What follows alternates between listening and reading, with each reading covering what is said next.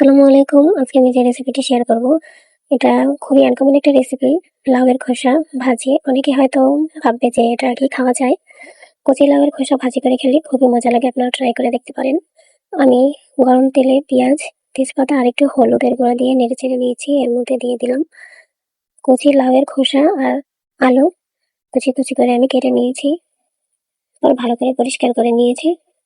সবজিটা দিয়ে আমি নেড়ে চেড়ে নেব। ভালো করে নেড়ে চেড়ে দেওয়ার পরে আমি এর মধ্যে দিয়ে দেবো কাঁচামরিচ কুচি আর স্বাদ মতো লবণ দেওয়ার পরে ভালোভাবে আবারও নেড়ে চেড়ে আমি ঢাকনা দিয়ে দিব।